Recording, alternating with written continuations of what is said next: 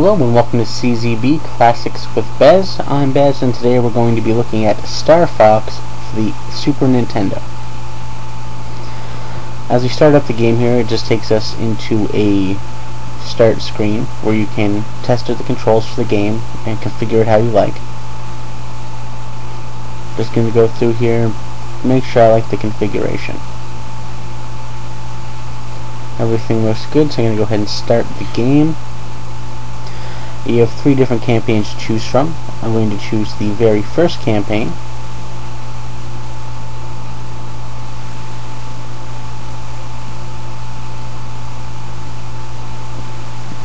Now, something that's really cool about Starfox is it's the first true 3D game for the Super Nintendo. Everything was rendered in 3 dimensions.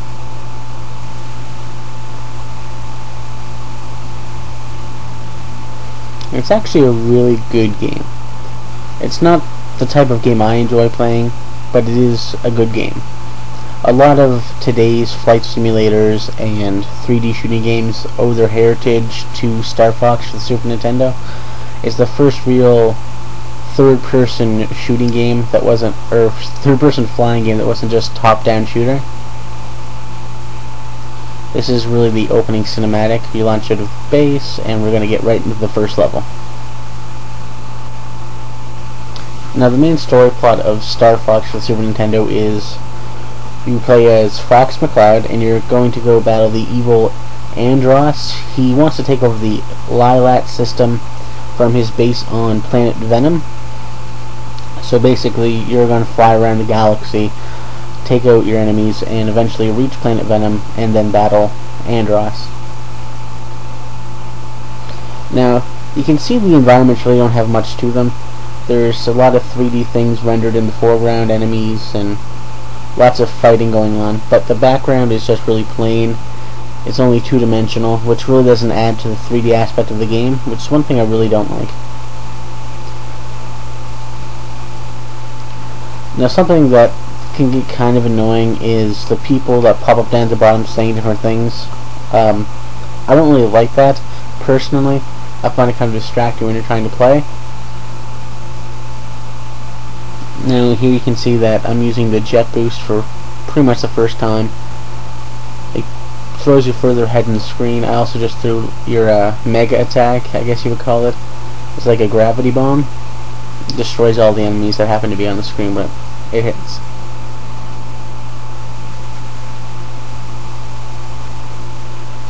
The graphics in this game are great. They're kind of simplistic compared to a lot of the 3D games we have now, but for the Super Nintendo this was really revolutionary. Now I'm going to skip ahead a little bit here into the level.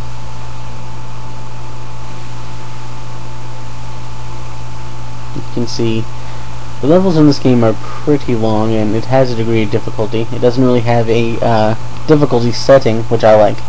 So when you play through the game, you play it on the setting that it's on, and there's no real way to change it, which I think all games should be. I don't think we really need difficulty settings.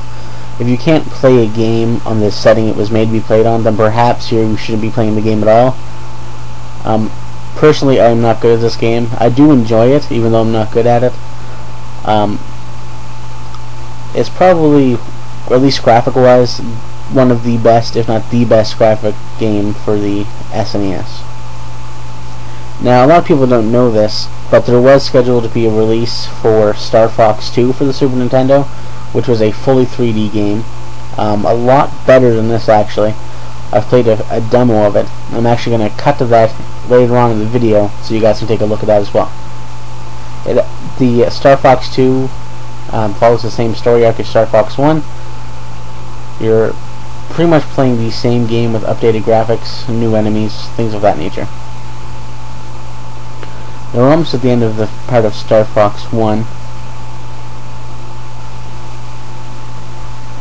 I'm going to end up trying to die here so you can see what the crash sequence looks like. Probably one of the coolest parts of the game.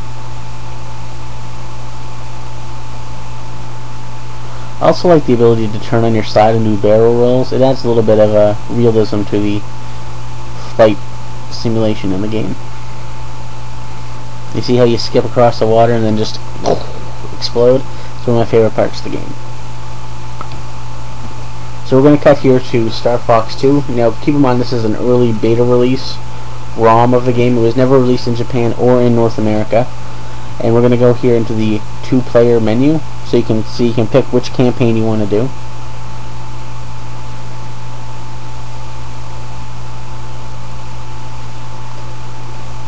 We're going to go ahead and pick Falco.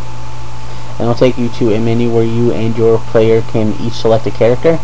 It says 6 playable characters, more than any other Star Fox game up to the one for the GameCube.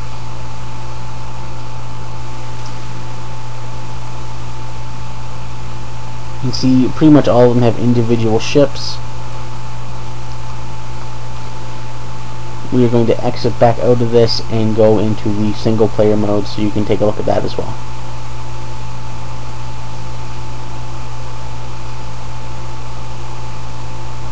Now, in the updated release, that menu that we just saw, there would have been planets like there is in the Star Fox 1 menu, where you could have chosen a campaign, but since this is an early beta release, we don't get to see that. Now, like in the 2-player mode, you can pick your character. I just picked Slappy, and this is pretty much what the game looks like. The final release should have been way better than this, according to what I've read about it. I'm Bez, and this has been Classics with Bez. If you like my videos, please rate and subscribe. Leave a comment if you like. The next video I'm going to try and have up is either Super Mario for the Nintendo NES or James Bond GoldenEye for the Nintendo 64. Thank you for viewing, and have a nice day.